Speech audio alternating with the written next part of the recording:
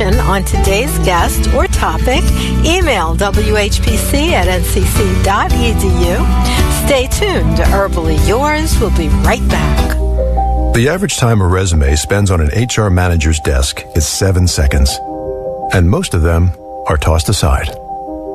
Now imagine if one of those resumes belonged to Yasmin, who was living in a shelter, juggling 3 jobs. I had to be resilient. That's something that you can't teach. Or if that resume was from someone who worked 12-hour shifts at the recycling company with my dad, who's 72. That taught me a work ethic that I carry with me every day. We rely so much on a resume, yet it could never tell the full story of someone. Growing up where I did, a lot of things could have gotten in the way of my goals. But I learned to push through, and that's what I bring to work every day. So maybe it's time we look beyond the resume and look to Grads of Life. Discover new ways to develop great talent that are so much more than what's on paper at gradsoflife.org. A public service announcement brought to you by Grads of Life and the Ad Council.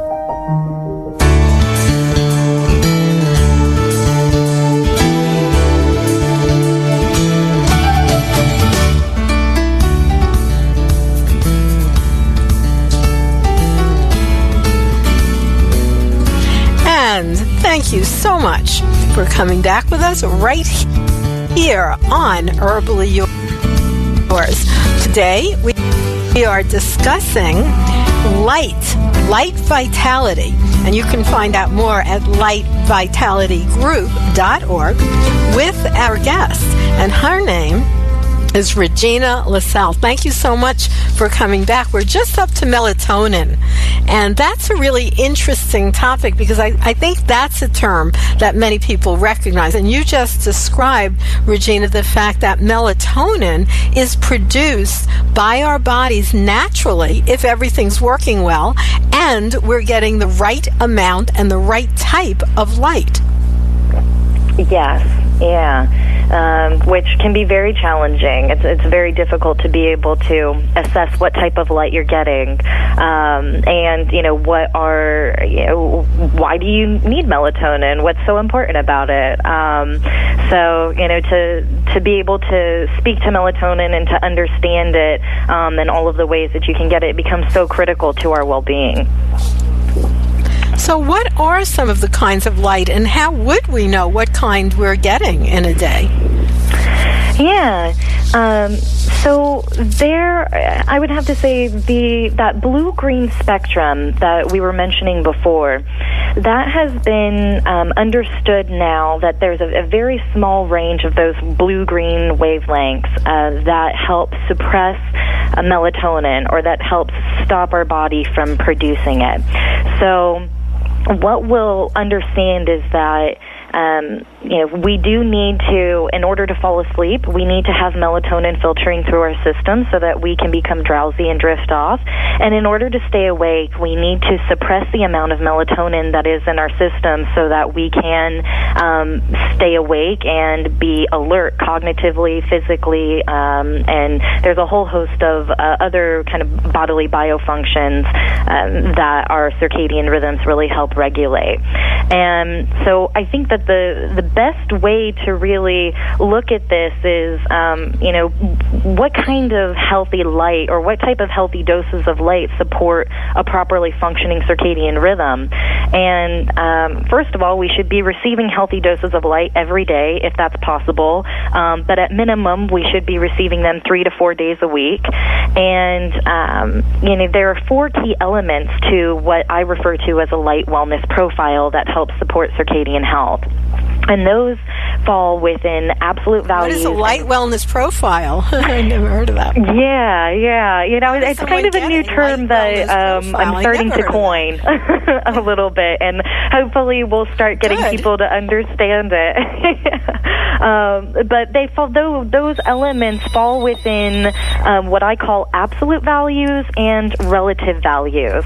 And there are these basic components. There's these four key elements, and the absolute values make up 2 of them, and the relative values make up the other 2.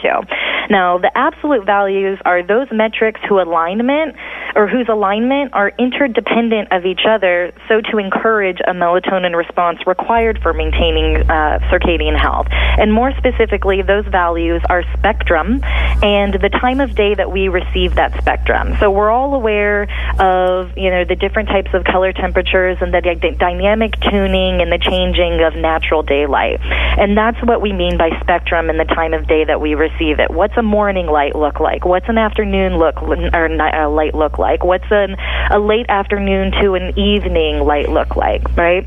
And then the relative values are those metrics determined based on their relationship relative to those absolute values and even an application type.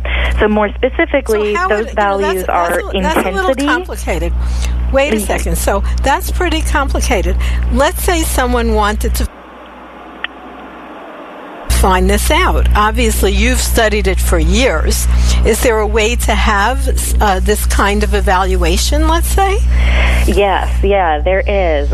It's not as easy to do on your own. You would definitely need a professional, but there are a couple of tools that you can use in order to help identify this. So we in the lighting community, we use light meters and spectrometers.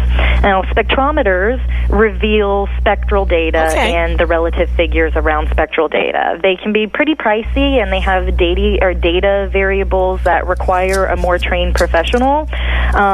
So, the more you understand daylight properties, the better off you'll be at assessing what type of spectrum you're getting during the day. Now, electric lighting can be much more tricky. Well, hold on. I just want to wait a second. Hold on. I just want to tell our listeners that you are listening to Herbally-Yours on the voice of Nassau Community College, 90.3 WHPC.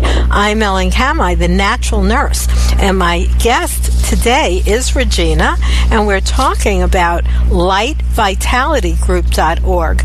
Now, since we only have really a short time left, Regina, if people visit lightvitality.group.org, are there explanations about how to find out how light is affecting us and what can we do about it? There are. Right now we're working on building our resource library on our sister website, www.whitelightjustright.com. That's our community-driven education research campaign. And Light Vitality Group, everyone is more than welcome to go to our contact page. We have a number of forms that can be filled out in order to ask questions.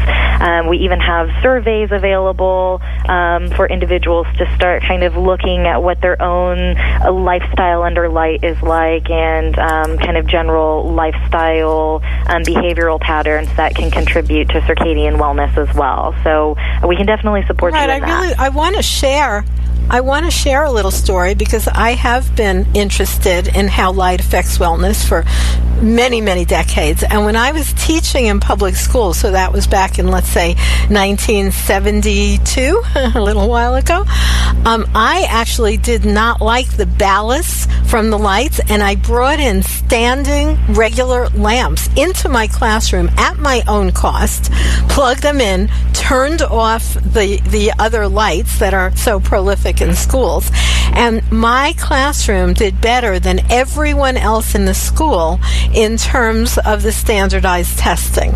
And I actually think that was part of it, because they didn't have that flickering fluorescent light on them all day. Yeah, flickering fluorescent lights, that can mess with your brain on a number of levels. There was an article that came out some time ago that stated our brain uses 70% of its energy in order to translate light, or 70% of its capacity in order to really translate light to the rest of our body, and that's really tiresome for our body, and especially with fluorescent lights, and especially back in the day before we had a means to really fine-tune them and tweak a spectrum so that we have more or less of that blue-green. We were seeing kind of more pinker fluorescence, and we really need that blue-green spectrum in order to help suppress melatonin and keep that natural sleep hormone from making us feel drowsy. And as I'm sure all of us are well aware, the drowsy you are, or the more drowsy you are, the less cognitive you are, the less alert you are, the less capable you are of focusing. So especially if you're using something like a full spectrum lamp, or nowadays we have LED lamps that can be tunable, or where we've actually tweaked a spectrum to enhance that blue-green output, those are definitely more conducive to helping students or even workers in commercial buildings stay awake. But just as much as... What about these blue light outputs of all our phones and iPods? And we hear that there are actually filters you could buy to take out that blue spectrum, which is helpful for some reason. There is, and it's very helpful. I highly suggest everyone to start looking into blue light filters for nighttime, because just as critical as it is for us to receive a blue spectrum during the day in order to stay awake, it's equally as critical to remove that blue spectrum at night or at a time when you're trying to drift off and fall asleep, because we need to start letting melatonin re-release into our body. And it takes approximately 2 to 3 hours for melatonin to release into the body. So the longer that we sit in front of blue lights, especially at a higher intensity, and particularly at an overhead downward angle, we're going to be suppressing our melatonin into the evening hours. So someone who wants to fall asleep by 9 or 10 o'clock, if they're laying in bed and they have an overhead light on, or they're staring at a very bright, media device that they don't have a blue light filter or an orange filter on, they're actually, they could be laying in bed at 9 p.m. wondering, why can I not fall asleep? And it's because they haven't given their body a means to be able to, let melatonin refilter back into their bloodstream so they can fall asleep. Well, that is really good information, and we're going to leave it there. Regina, what is the best way for people to find out more?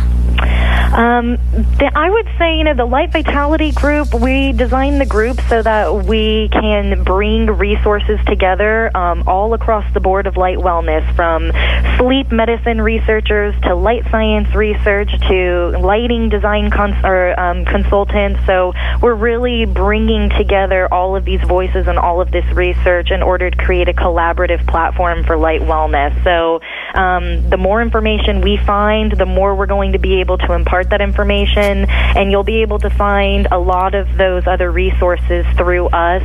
I'd say another amazing resource for you to reach out to is, or to invest in understanding and looking into, is the Lighting Research Center, or the LRC. Okay. They're based out of Troy, New York, and out of the Rensselaer Polytech Institute.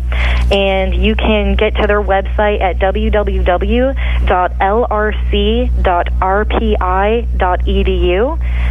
So between the Lighting Research Center and then, of course, other amazing universities all over the world that have sleep medicine divisions, and, of course, now the Light Vitality Group, you have a wealth of resources at your fingertips to be able to start enhancing your light wellness profile. Well, thank you so much. And thank you, listeners, for tuning into Herbally Yours, produced in the studios of 90.3 WHPC, Nassau Community College, Garden City, New York. For further information, email whpc@ncc.edu. This is your host, Ellen Kamhi at naturalnurse.com, inviting you to join us next week for another edition of Herbally Yours. Until then, stay healthy.